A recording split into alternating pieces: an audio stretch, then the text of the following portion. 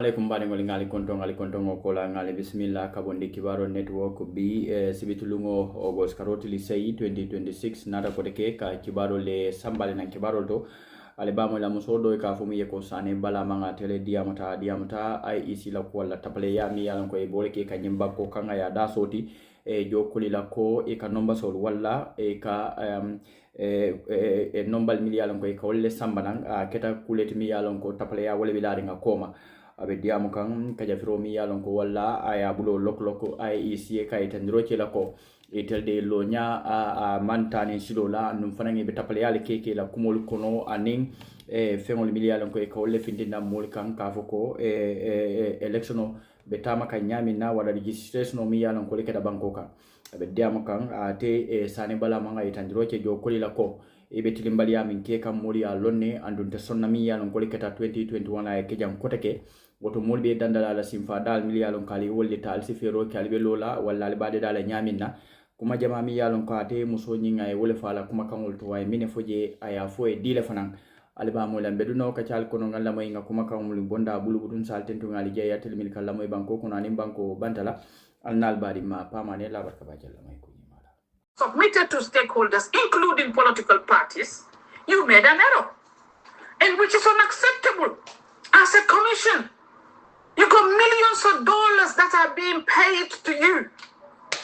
Taxpayers' funding of millions are getting into your bank account for your salaries and wages. So you can't make any errors. And this is about elections.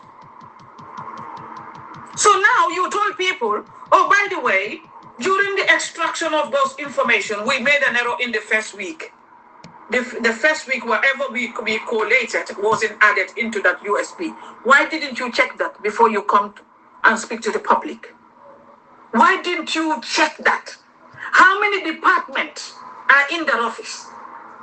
So this shows the incompetence of IEC. This is why Gambians cannot trust you. Nini atingan to dul besirin time and time again ganna doku bulan kanajan kala kufo. Because atol foli ni landal fauka. Al teripoto funtindi la bantala al nal al komole nga nyine soto al evidence le punto anen atelier bim fo wafata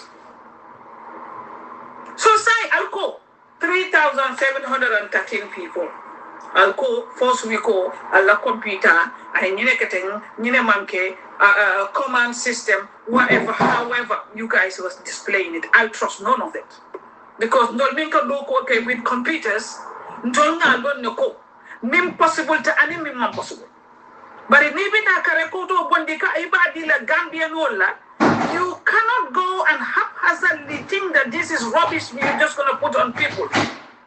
No, it's unacceptable of you. Correct. That shows the failure and incompetence and the fact that there's lack of trustworthiness that Gambians are talking about IEC. And that includes all of you as commissioners. That includes all the data processing team. That includes all the registrations that were made. Because Allah Korosi Bankokam, till it 44 days is what you took. Pour register. More later or Ramoto. Gambia the Kandiri. Yala Taimota Kanaka register. So one number for a man not tie up. Now, UDP representative Mr. Sarkoebo. Na difference of 28,932 ngawelesot. I told that and Kotike Alco. Mind you, this is again IEC. Alco, aliyo 212,095 aliyo will record. And out of the 212,095, Alco 224,058 were double registration. Now let me come back to the double registration problem again. Talking about the same IEC. We had Nanyinan Samo, Abedula Bulu Bakele. Because Nalia Mira Komolu, Kumolu Bukakuma, Wala Mukamira, you are just kidding, Joe Colley. And I always will address this to you because Italian chairman to your chairman IEC. You let Palo Hamela in a law Hamnefa in the Jaffa Jaffeti, your responsibility because your leader, your head be. You don't work to know public below Hamne Elegacy within the Jaffa Jaffe.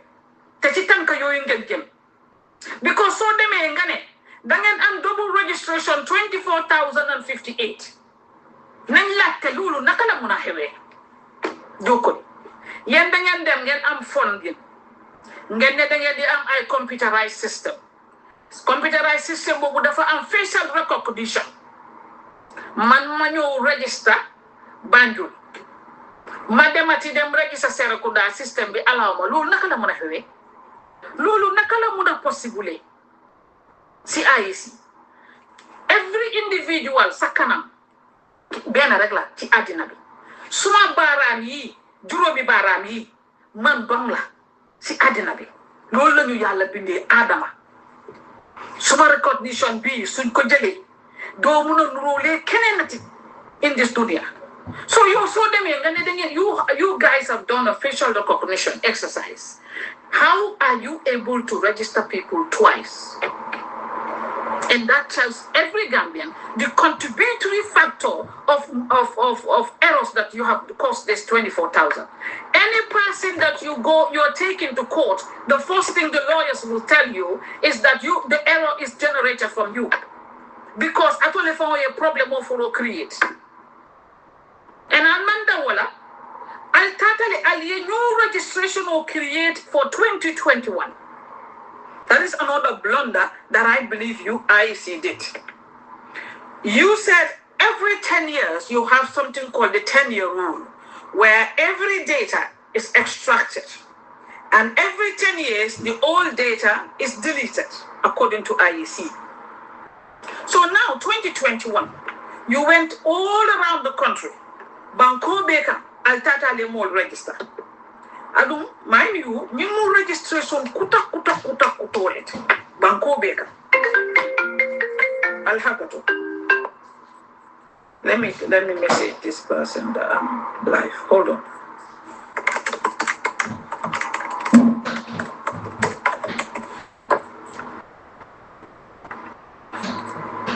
So I'll have to about that. You will register already. Kafoyoko sign registration kuta welebembo 2021.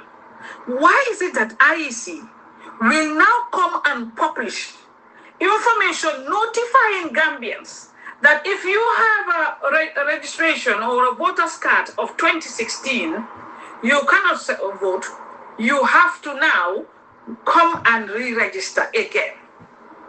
Who caused that problem if it's not IEC?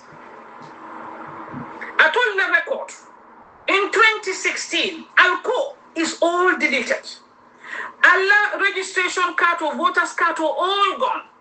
Sila money atin told be mura in 2026. Mandara 2021 for correct. Be 2026 I told ka for mole ko new registration card maybe 2016 na be bulu. Ita mare ta card file alter registration. I told them antijaro nati na koteke. I told them on duplication all of our koteke a second time. Because new wakata in 2016 there is no point to even come back to Gambians and tell Gambians about 2016. 2016 is gone. It's done and dusted. We're talking about 2021. 2021 kai nantara mall man register 2021. Ilo voters card manke 2021 ti alna alira register for 2026.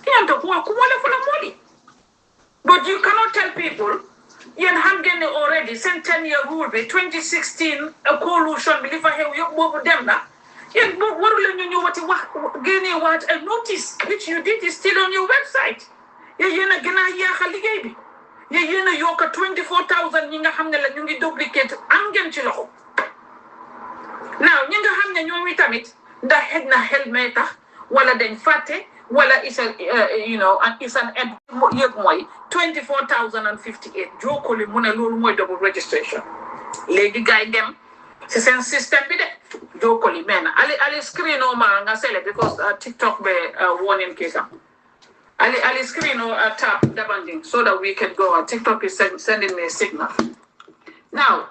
212,000 they've recorded, and then they have 24,058 of those which were duplicates. Now with this 24,058 IEC, what did they say again? As we know, they said 14,334 is the balance. So basically 9,724 people were deleted out of the 24,058. So now, if I am a UDP, I am a party holder, and I said to IEC, you're working for Gambians. Let's see the 24,058 names you're talking about. What is difficult in that? Muni atina IEC ta warakoto funtindila Gambian only. 24,058. It's a co-located duplicated information.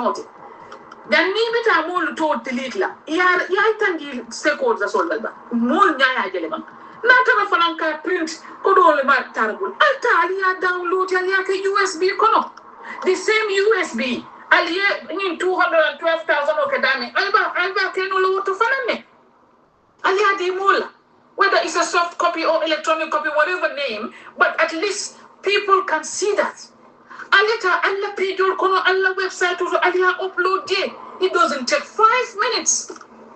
Well, 24,058 more fananyama lower for local. Ko I sealing in duplicated names so you know. In Atai Koya 9,724 people you will delete it. Well, this so Ale IEC. Analyst will put it. Again, I'm duplication in Nyafuki June at Nyanti Temere, Jurom Fuka Nyata. Anna Legi Lisbo. Legi began delete 9,724. Again, I may balance 14,334. Anna balance Bobutamit. Analyst Bobu IEC. What is difficult in providing people with those information? If what you're saying is true and it reflects your work, it reflects what you're saying. What is difficult? So these are some of the problems that we are saying and keep telling and reiterating to IEC that, listen, this election is not ordinary elections. And all the 5 commissioners, Ifaneka, Nangen ham the election be at election in the top of the ben. No neka ben. Mingi sohla 9,724 people you give a send balance 14,334 being hand the more deaths 24,058 begin delete Gambians you want to see it Joe Colley. Tedina Finyo every time and time again and I'm urging if there is any funder, whether it's United Kingdom, whether it's UNDP, whether it's the civil society organization, whether it's anybody that gives money to IEC, you should pressure them to ensure these records are seen, are uploaded, so that Gambians can trust what they're doing. Because they cannot just open an office and have tea and coffee every day and go home. People need to see the work they're doing, need to see the evidences. And mind you, these are recorded data, is stored in a computer. What is difficult? So, saying, now we move on, and I'm coming back to the same Joe Colley issue in terms of what they plan to do when it comes to this this electoral register problem. Now, UDP complained, and we said that the numbers that you gave us on the USB or a soft copy were not the right numbers. Of course, when it was downloaded, I realized 32,645 were limited. IEC came and said, out of that 3,713 negative mistake got in the first week to marketing. I believe that's all because Almando Ukemboke. So saying, thank you, Ablai. The other problem, well, Nintiko, Bri near to lower 3,713, ya bon the 32,645. The balance me here along Abige is 28,932. So IEC Nata, Musan and Kotake, equal 28,932. Bri Tata with duplication numbers only in 24,058, year 9,724 be deleted, year balance on me along is 14,334. Equal well bondi in total economy, which is 28,932. Now, despite all that reduction, despite all that deduction, despite all that minuses, we still have a variation of 14,598 in the electoral register. And this is a provisional one. IEC is now telling Gambians, oh, by the way, you shouldn't worry about that because it's just provisional numbers. We're just going to wait until the IEC the revising comes in. If you have any objections, you have to go to the revising court. Mind you, when revising court, every individual is $50. Jamala Benyu 14,598 difference on you. Jamala Bajola IEC. Joe Colley, can we pay 14,598 times $50? Can we go pay? Then you job political parties highs. Pour you know what a check rule. Yen know as an electoral commission, get them all around the country, get registered in your city cabinet. Then you and variance of 14,598 instead of getting them talk in the data book correct. Get them no, it's just provisional bullet worry. So can the blue pull you do then you worry baby election with the gut. Because sen ligay be settled. Because sen ligay be dafa am juut njaaj. Because sen ligay be dafa indi question. Sen ligay be dafa am doubt. Te am na ben journalist bo xamne xawma journalist la xawma mu ne they do journalists, some NRP staff. They can go there see Sky Power living be like a program. So then could glory move for the work. Who could have many am problem. And I will come to some of my brothers who believe that they get the new and Kimson game you don't let ham land and the work, don't let ham fall and go tenha, Lilian Nehring the game, the work. Yena say journalist. Yena say nakala tudati representative nga xamne sa place sa liggéey kay sa place sa parti ñoo la fa yoni bala nga wax sétata sa wax bi so légui ñom biñ waxé 14,598 bi Sambu Njaay wax na ba jéxal li Sambu Njaay wax ci audio bobu wasn't audible.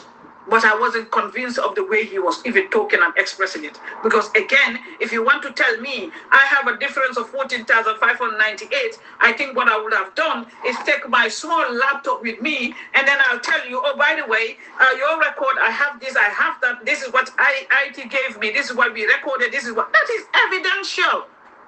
That is what is promising.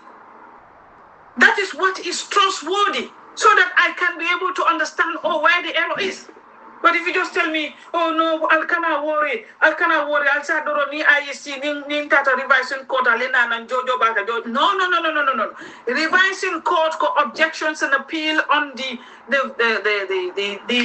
electoral register, whether those individuals recorded should or can or are allowed or are eligible to vote. Not when you went and brought numbers that doesn't match. And if you're now telling political parties 14,598 people we have to go and pay, you better sit again because every day you will fee IEC. Ñun baye wuñ leen ci seen liggéey de da ngeen di jox Gambian ci seen ju ngeen jox Gambian ci liggéey bu set wecc ngeen wax Gambian yi dëgg ngeen wax Gambian yi leen mané suma liggéey under section 42 of the electoral act li mo fa nekk constitution bi li la wax kon sa liggéey dafa wara set warto am ben juuj njaaj. So on that note ma ñëwaat back. So a colleague, one of the civil society organization lady, I don't know again, when she was speaking, she was facing Joe Colley's high table. The camera, whatever, Johnny might be, why can they do more? And another news agent other than Sky Power will be able to tell us, give us a full record. I don't know. Hopefully, the record. Yen minga hande yen of 186. Buffet can tell the yen see any news agent wo hande. At the time you were there and you have it, please them let get upload all ko nini Gambians ñu dégg ko parce que ñun mi nga xamné déglu nañ bi Sky Power was the volume was terrible.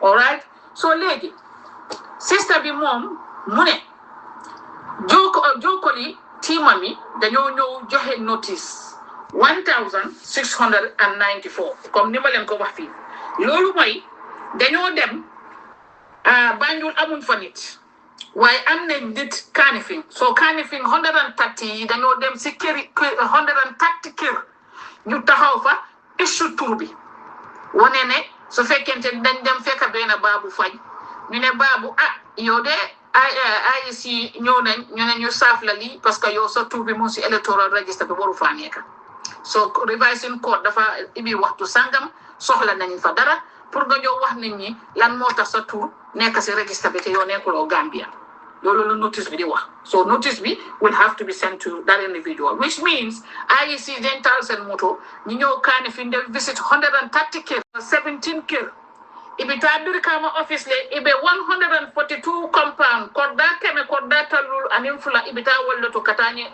nyil letorol issue ibi na sibano imam fen soto woto mansa konko ikobe ibi ta kodda keme saba mo tan konon to anin kilim fabe kele kodda ti bare notiso mo keme saba mo tan konon to anin kilim wasu mo keme saba mo keme fula anin saba janjam bure momu wan base mo keme fula tan saba ani woro ibita wole la office o re la kodal kon pour que tani issue so pour atol be yalo mine be kala woluma wala nyinti ko jojo magistrate jojo be silale IEC objecto ni mi yalon ko le report o ni nati dan o fana yesi alkalo o sefo mi yalon ko wale attestation o di natal attestation o di tan do akoyta ma jamabe kala attestation o to an fake birth certificate and then what fana yesi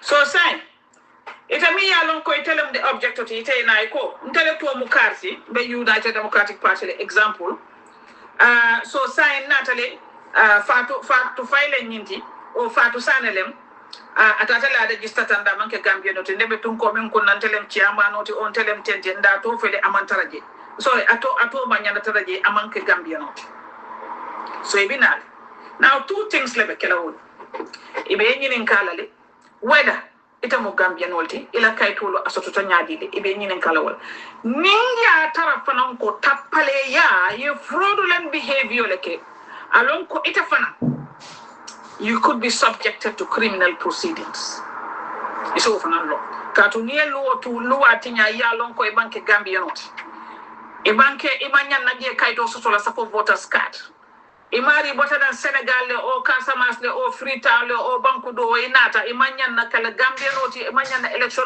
voters card o soto le tata je e apiata two things you may be charged with the police may be involved. And also, you could face justice because nim police or arrest. Police will take the case to court, and then, of course, near charge you have to pay. By the way, $500,000. Ibe ban la election or la sangitang.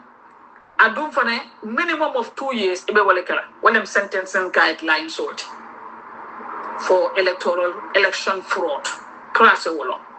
Abena constitution or conole naltata in the civil procedure so the civil criminal code sold to abide Gambian in UK all the time ka jakasele civil criminal procedure rule solo CPR and any tata civil procedure fanang bobijele but this is not about civil, this is about the criminal act when you do something wrong fraudulently. Now when it comes to the elections, the tribunal, that is about a civil matter. Of course, you will be presented. In the magistrate is to delete your name and hand the details to the police. So it's not a criminal proceeding. It's a tribunal based on civility, which means ko niye toje amantaraje ebe muna fola IEC nyento manyanda tarla ndulanto anyanta bondila. So abekele wala nyam. Now, 1,645 lit. Okay? So, IEC la mitundula nga do damande ngome moy Sambu Janjay afo ako dul nata objection wala dul fanan nata ka fa koy tool mantara register bala ako register bala mo be to tata je. Now, 185 people lebija. How many people wala funtita e ko be toje electoral register bala? Mojelle woti Sambu Janjay na lo akon to le register be mi ya lon ko to le afuntin the 212,000 akomo be to be okono adu wo USB 179,000 32,000 be manketa wo USB balale ba Sambu Janjay ko o man so akoy to community Well, told tata 2021 de dolu to ni ye farale maji bi nata election house yaje. Gis nga IEC dama am a simple word to tell you.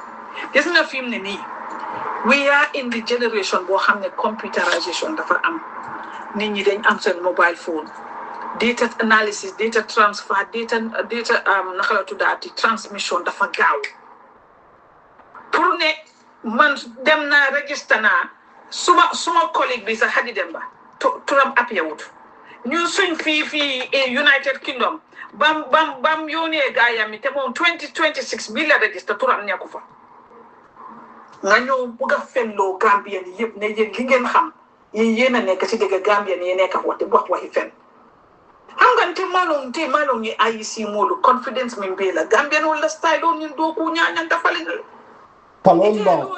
Palomba. Min be bal hali mistake kilinti je because stakeholders all lebe koma min ñanta ko do jola pour ka me so ite election kendo soto because mo lebe je min ya lonko e partner so lem il lafta kay tandi la ka ali do ko kendo le kenda taral market. Because if you had done a good job or a clean job, then you will not have had the variation issues with other parties. Why are you having objections? 1,645. Nali doku ken doku no munana the objection was sort of mulbulu. Munana didn't know the register.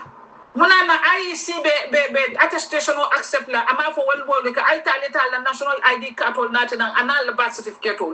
Munana IEC is allowing people to bring attestations in this generation. 60, 70-year-old, 50-year-old wants to tell you, I don't have no documentation as a Gambian. And yet you are able to give the individual na voter's card. Yalon tilimbali amanta mini. So ndebe min folali IEC. Joe Colley, and I'm going to name all of you. Chadno M. Jalo. Bandiba Sumba. If I remember his name fully. Lamin Cham. Lamin J. Jada. Tapale. Ibe Tapale. Amadou Tai. Ibe Tilimbal. Hadisida Joe. Tapale or not. Anthony R. Seka. Suleiman Juf. Esa Balde. Volta Sambu Janja. Ali Danka. Pama Kan. Senturi Yipang Silohomin. ñaan naa leen ngir yàlla jëmi rasulullahi sallallahu taala alayhi wa sallam dem leen ngeen génnee Gambien si report bu set wecc boo xam ne mun nañ see teg suñ bot ñu ngi ba faal démb dina tiyollet musulmol la gis nga fii kenn du fi jël leen kayit teg ko ci kanami nit ñi jël leen evidence yi ngeen wan Gambien si ne ma ne biñ demee wóoru ji si police station for example ma jox leen benn si base wala ma jox la benn exemple yi police station boo xamante ne maa ngi ko fi amee Brikama Madina Mosque 20 police station moo nekk Brikama Sané Mentere nga wax nit ñi ñaata nit nga register Medina Mosque Bruford Primary School beside the market ñaata la Madina 2 ñaata la Bruford Father School bi génne leen list bi Welling Garage OPP opposite Alcalos compound génne leen list bi Bruce bi Estate Sample House génne leen list bi Bruce bi Estate Phase 2 ñi ngeen fa register génne leen ko Bijulo Bantaba Ker Serigne Amdalay Central Mosque génne leen ko Santaba Sule Diop outside Alcalo bi génne leen ko Santaba Sule Diop Skill Center génne leen report bi Sukuta Cinema Hall Sukuta Arabic School Sukuta Talaba Koto for Talaba Koto ba Malo by the Central Mosque Sukuta Nema Bani Israel Mosque Sukuta Jamisa Salaji opposite Nabek Water Plant bi Sukuta Tumbuktu Bantaba list bi génne leen ko lii la Gambien si soxla 730 police stations 730 registration centers lii la Gambien yi soxla xanaa sax lii gën a yombati sax ma may leen ci da ngeen am wards yi 120 wards la Kanifing Brikama Sané Mentere bi Bruford ward dang fa Bijulo ward Sukuta ward xanaa su leen demee foofu sax ngeen xam ne ñi yéen a documenté sax ba léegi tane na waaye li war sax ngeen ñëw aj ko si seen internet bi yéen a ngi am website u baal bulu Facebook page baal bulu bu kara alka ala yu IEC dukare ngal manene Manene mo li ka Gambia ngoli ni nata bir kama not kembuje word bijele nyambay word bije ni nata atondi combo east Pirang ward, Kafuta ward, Jiboro ward, well, baby did all of the wards, 120 are baby ball bullet. Hey, people, you difficult to go and sit and record everything down to understand how many polling stations, which of the polling stations, their locations, no jelle registrata. Molia lon ne jelle registrata. Lafta minna, ala bondi, ala record on in talunga compare. Halalulu yombana. Dana ame record. To your independent electoral commission la yow da nga liggéey bu set pour Gambien yi soxla nañ leen the biggest political party mu ne kay jox ma li lan mo wara difficult ci lolu na ci ya bi mu ne ñen to ko yalla wat ta pal yalla bi so yow nga ne da nga bëgg gëné free and fair elections yaa ngi commencé di am ay political parties yi nga xam ne ñooy major political parties ci dëkk bi ñu la wax ne la seeni nit ñaa ngi ñëw ci polling stations di wax ne seen tour nekkul fa ngane ñooyu in fact the process is wrong. Let me harama ñëwati ci bu Joe Colley boobu wulen binne Mama de Kurang and a colleague of his Bakaw guy benn family dañ am 10 polling registration cards ñu dem pour one IEC ne leen registration cards yi de families yi dañ ñëw gisuñ ko. Just listen to this story. Like I am a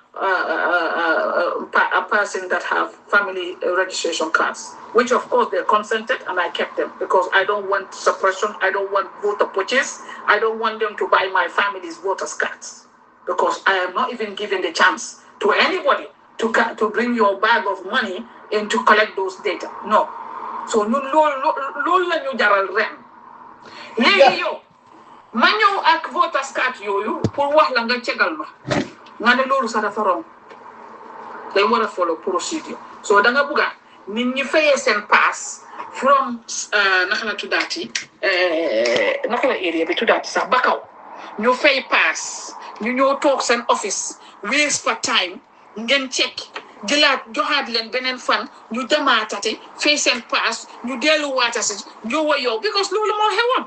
Man, I had an example of 2 people that they move, they transfer because the babu go na xam yeen suñ transfer ye touré naka ngeen ko recorder ci biir data ci bi ñëwé ñu ñëw submit ko dañ leen jox form ngeen fi ko ne leen dem leen ndax yeen tanin na paso mi won mari kajo atol kaw ko do jole na kasi mo le voter sa ko be sille be ibitay bina they keep paying money and going back and forth with you people just to initially take a voter's card from the person, insert it on your system, print it out and give it to the individual. You have to sit on that for 10 days.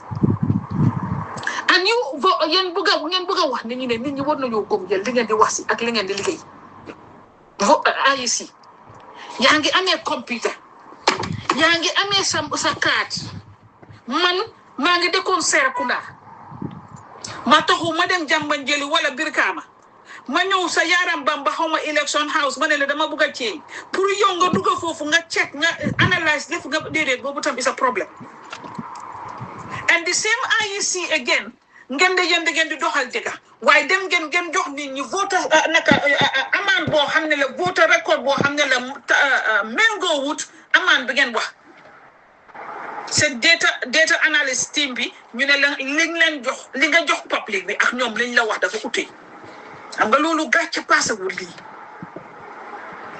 incompetence passé wu ko ñu toog jamono tamit am yena dëkk xam nga Kerewal la xam nga ban area la I remember that I had the record in one of my saved paperwork bi nga xamante ne kooku tamit dañ dem pour collecte leen ñu ne duñ leen ko jox unless and until ñu am ID card.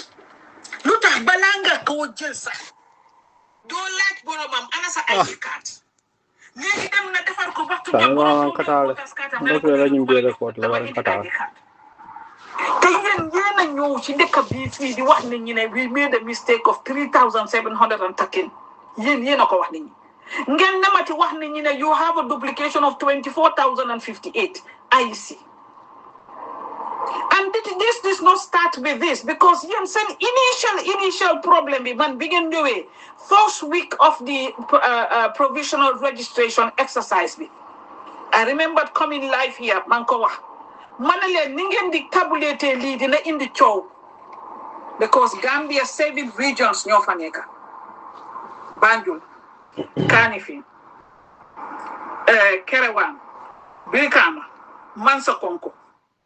Sane bolama baraka bak no time banta sereng katale nonte num bele ni be record la bari membe ni laro gambiano kay alna wili na kaf nyoma IEC ngate noma baro tawtale ay jokkol sindingin blato horomanta ya kan gambiano liye malibali ya kan gambiano liye daji kanta ya kan gambiano liye mol mel ya lon ko dia international criminal kol natna mo kende balbo banko kan e mol samba woleta IEC ka do konin tilewnin sobe ya sabatin dije anil lanna ya molte banagam ya banko kan amol kijede ay jumañol le kije Joe Colley ala record in IEC is criminal Sambu Janjang ala doko in IEC is criminal Lamin Jadama is it right? Yes, Lamin Jadama Birkama Membiye, ila record, ibikoto menkete game, mole menje, mole mensuteje. They are all is criminal. You don't Tonyati. They are all is criminal. Allah family members, Allah call, Allah fair call. Gambia be problem okono. It'll lay a cause. Gambia be dutunea menkono dunia kono bi it'll lay a cause. Ila nyin jemo men de ikaketeng. Collectively mo klinda kenola. Eka kaf nyoma leka Gambia diunu kumbonde.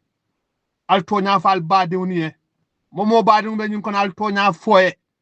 Gambia diunu be intoro men kon etele a cause. Let's give Gambians peace. Yani solima ya doko bula ntele a former fati fladu chakonda. I'm a citizen Gambia. My original is from Gambia. My internal everything is Gambia.